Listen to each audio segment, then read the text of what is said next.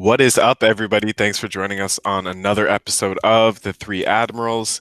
It's your boy Jerome, joined always by Josh and Kevin. Say what's up, boys. What's going on, guys? What's going on? What's going on? This episode, as usual, is brought to you by House of Otaku. You can visit House of Otaku on Instagram or go to houseofotaku.com for any of your anime needs. But getting into the chapter, 995, boys. After a break, this one feels nice. Josh, why don't you get us started with the recap? Thanks, Jerome. That was a great intro as always. Guys, we are here with another banger chapter after a seemingly a long break there. We are 995 and we jump right into the action. Marco and Big Mom going at it. I didn't think I would see this one. I wasn't predicting this at all. But something that's interesting about the clash is that Marco's also able to hurt Prometheus. And from what we've seen, Luffy wasn't able to hit him with his haki. And Brooke actually was the only other Straw Hat that was actually able to hurt one of her homies. So I don't know if that's maybe a devil fruit power thing in which where Marco and Brooke are able to hurt her homies, which would make sense because they're also a product of a devil fruit. So that's food for thought. Sparrow, man, this guy is so annoying. He's getting in there. Seems like he was gonna get a nice shot on Marco, but sure enough, Carrot and Wanda appear. We get Wanda's too long form. What do you guys think about her form? Looks pretty cool.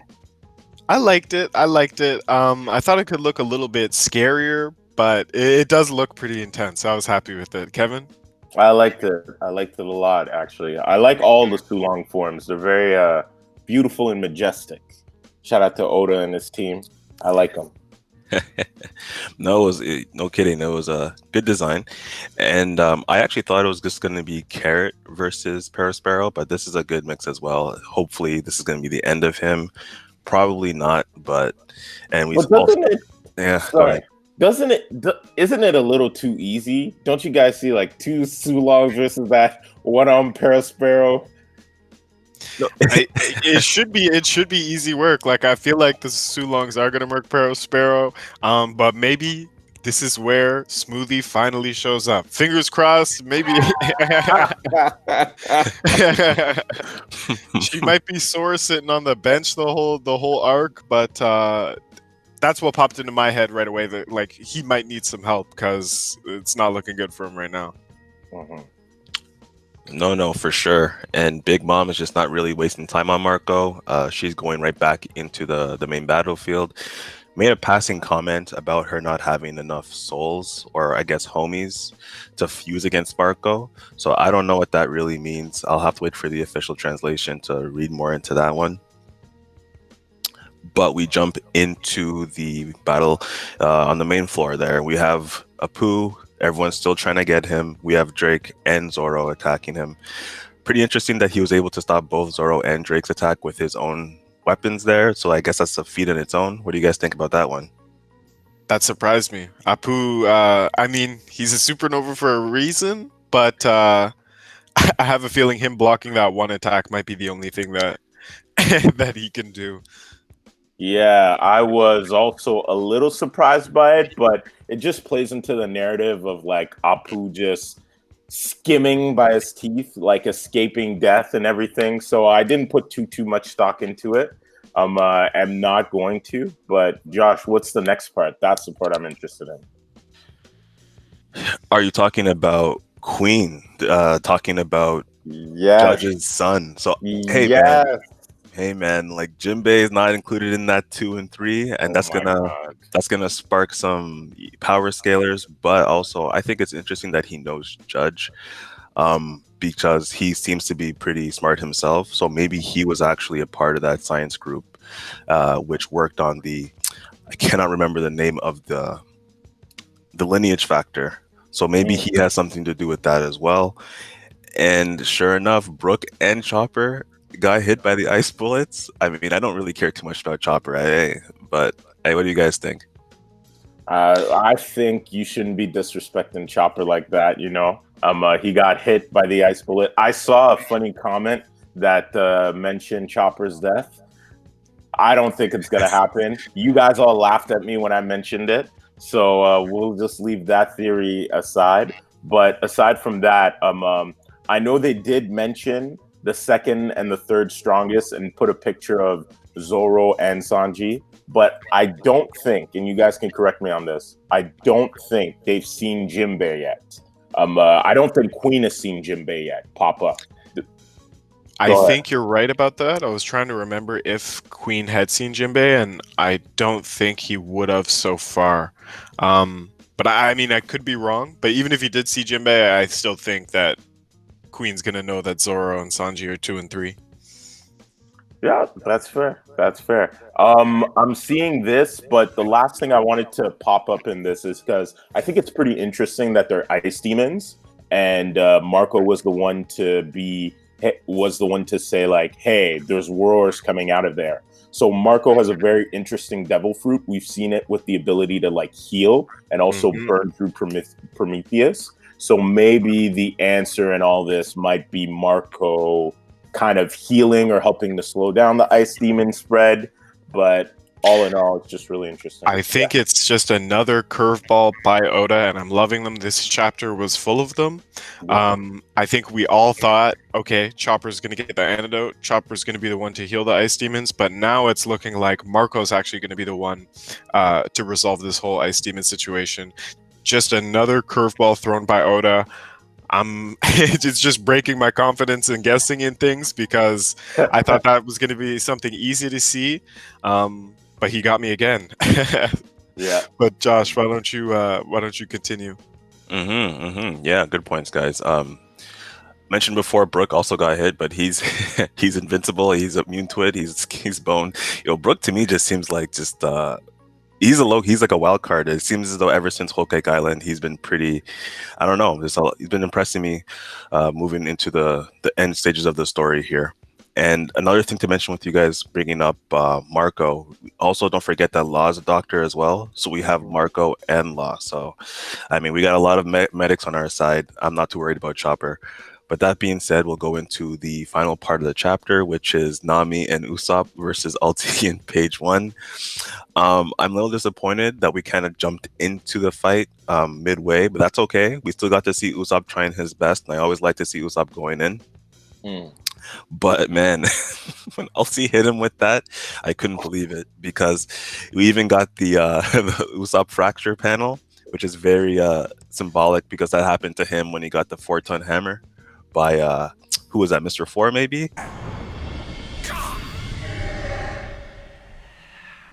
Back in Alabasta? It's happened a few times though, or maybe even more than once. Yeah.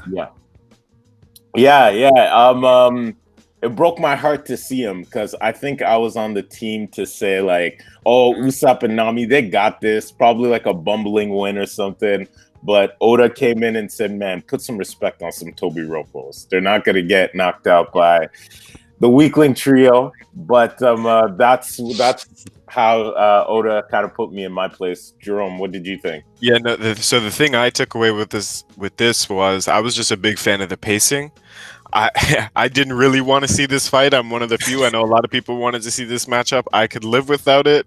Bring us right into the middle of it, possibly the end, and this clash kind of finished with another curveball, which segues us. Josh, why don't you bring us back into how that fight was going? Yeah, so I'll continue on there. Great points, by the way, guys. It was just, I mean, Nami was on the ground too, and it was obviously hinted that she got hit with one before. Obviously, that might be a bit too violent for Oda to show, but again, I mean, that would have been something that would have really impacted the readers to see that if Nami got hit. But, I mean, Ulti was going in for a second, and she just wanted Nami to admit that Luffy wouldn't become the king of pirates, but Nami hit us with another one of those panels. I think the fan base really love it when the Straw Hats endorse their captain. It just shows that even in the face of death, they still believe in Luffy. So that was something that was really, really awesome. I think that was my favorite part of the chapter, of course. And then Tama comes in. So, I mean, I was really a fan of the theory of the battle not ending because one of the biggest things that I wanted to hold on to was that Tama wasn't on Onishigima, but now she's here. So I don't know, it's starting to think more and more like the climax will actually happen on this battle. I'm still waiting for that big tragedy, but who knows?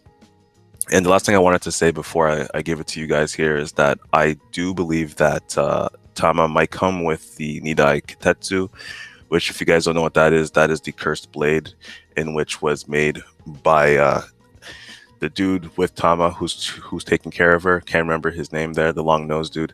But yeah, Zoro has a lower grade of that sword, the version, and so if his breaks or he can just do a simple swap, it might give him another power up that he needs to maybe cut Kaido or even beat King. So what do you guys think? Yeah, no, I like it.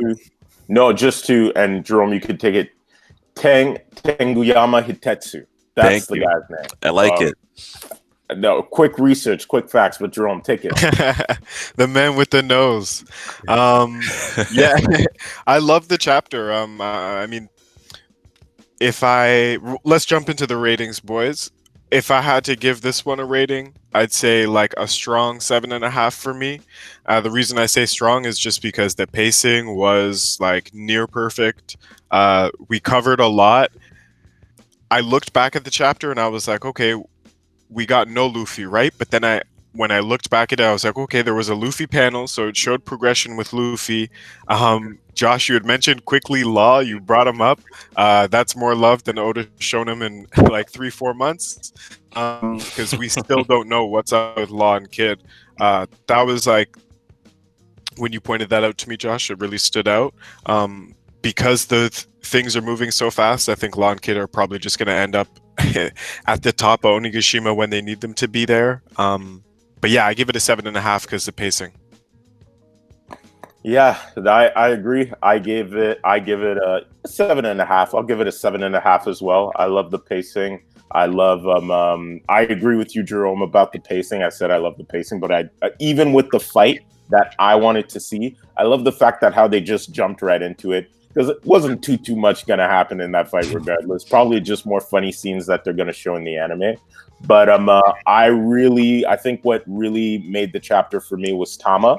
That is someone who I didn't think, we always talked about somebody else coming into the battle, but we were thinking way bigger. I think Tama's introduction is one that doesn't really impact it too much in terms of like, Tama's not a big power changer, but her devil fruit is a huge power changer. We've seen her devil fruit change several beast pirates, like take control of a beast pirate, a headliner too. We'll see if it can do the same with the Tobi Roppo.